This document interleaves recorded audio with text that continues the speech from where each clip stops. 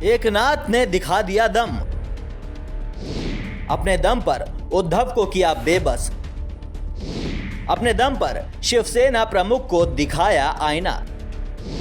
झुक कर नहीं रहेंगे, वजूद से कोई समझौता नहीं। उद्धव वर्सेस एकनाथ। कहते हैं राजनीति अवसर का खेल होता है। जिसके हाथ लग जाता है वो सितारा हो जाता है और जो चूक जाता है वो पैदल हो जाता है। ऐसा ही कुछ हुआ इन दोनों नेताओं के साथ। फिर चाहे वो उद्धव ठाकरे हो या फिर एकनाथ शिंदे। शिंदे के हाथ मौका मिला तो उद्धव ठाकरे को निराशा। मराठा मानुष और हिंदुत्व की लड़ाई लड़ने वाले उद्धव ठाकरे आज अग्नि परीक्षा के दौर से गुजर रहे हैं। मराठी मानुष की बात करने वाले उद्धव आज खुद चौतरफा गिर गए हैं। आलम यह है कि कुर्सी से तो हाथ धोने की नौबत आ गई है और सीएम आवाज भी छोड़ चुके हैं। अब सवाल यही उठता है कि आखिर ऐसी नौबत क्यों आई कि उद्धव को इतना बेबस होना पड़ा।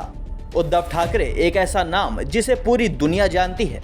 वो जानती है कि उद्धव ठाकरे बाला साहब ठाकरे के बेटे हैं और महाराष्ट्र के सीएम हैं।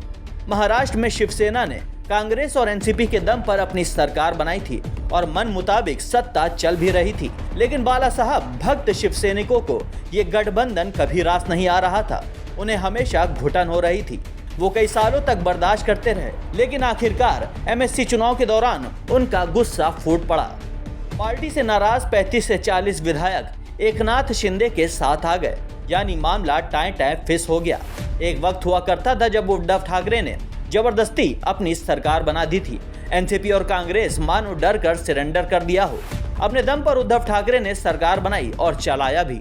लेकिन एक चूक उद्धव को आज बहुत महंगी पड़ गई।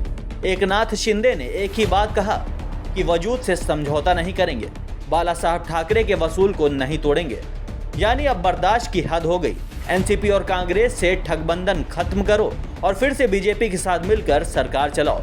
यानी कहीं ना कहीं कह सकते हैं कि ये गुस्से में लिया गया फैसला है जो आज महाराष्ट्र की सियासत में आग लगा रहा है। बात अब गद्दार और गद्दारी पर आ गई है तो उद्धव और शिंदे आमने सामने आ गए हैं। बुधवार को उद्धव ठाकरे ने फेसबुक पर लाइव आकर बागियों को सीधा संदेश दिया। कहा कि अगर कोई गद्दारी करने की जगह सीधे आकर उनसे बात करे। उद्धव के बयान के बाद एकनाथ शिंदे ने ट्वीट किया। वो बोले कि महाविकास अघाड़ी बेमेल का गठबंधन है जिसे खत्म करना चाहिए। अब शिंदे का जिक्र हुआ है तो जान भी लेते हैं कि आखिर कौन है एकनाथ और कैसे पहुंचे इस मुकाम पर। महाराष्ट्र सरकार में शहरी विकास और पीडब्ल्यूडी मंत्री एकनाथ शिंदे कभी ऑटो चलाते थे। 1997 में ठाणे नगर निगम में पार्षद चुने गए थे और 2004 में पहली बार विधायक बने थे। महाराष्ट्र में महाविकास आघाड़ी सरकार के सामने सियासी संकट खड़ा करने वाले कैबिनेट मंत्री एकनाथ शिंदे की सियासी कहानी बेहद दिलचस्प है। एकनाथ शिंदे को शिवसेना का संकट मोचक कहा जाता है। कहते हैं जब तक शिवसेना के संस्थापक बाला साहब ठाकरे जीवित थे तब तक महाराष्ट्र में वो तमाम बड़े फैसलों में एकनाथ शिंदे की राय लिया करते थे। बाला साहब ठाकरे के निधन के बाद भी एकनाथ शिंदे का शिवसेना में बहुत बड़ा वजूद बना रहा। एकनाथ शिंदे के बेटे श्रीकांत शिंदे कल्याण सीट से लोकसभा सांसद है और उनके भाई प्रकाश शिंदे नगर निगम के पार्षद हैं। एकनाथ शिंदे को पार्टी के बड़े कार्यक्रम करने की जिम्मेदारी दी जाती रही है और वो शिवसैनिकों के बीच खासे लोकप्रिय भी हैं। शिंदे के पास महाविकास आघाड़ी सरकार में नगरीय विकास और शहरी मामलों जैसा अहम मंत्रालय है। एकनाथ शिंदे महाराष्ट्र में फडणवीस सरकार में कैबिनेट मंत्री थे। वो लगातार चौथी बार विधायक चुने गए हैं। वो पहली बार साल 2004 में विधायक चुने गए थे। एकनाथ शिंदे महाराष्ट्र के सतारा जिले से आते हैं। बाद में वो पढ़ाई के लिए ठाणे में आकर रहने लगे। पढ़ाई के दौरान आजीविका चलाने के लिए वो ऑटो रिक्शा भी चलाते थे। माना जाता है कि ठाणे में एकनाथ शिंदे की तूती बोलती है। यहाँ उनका प्रभाव ऐसा है कि लोकसभा चुनाव हो या निकाय चुनाव, हमेशा इनका उम्मीदवार ही चुनाव जीतता है। शिवसेना का हिंदुत्व एजेंडा रहा है और हिंदुत्व के दम पर इसकी पहचान थी।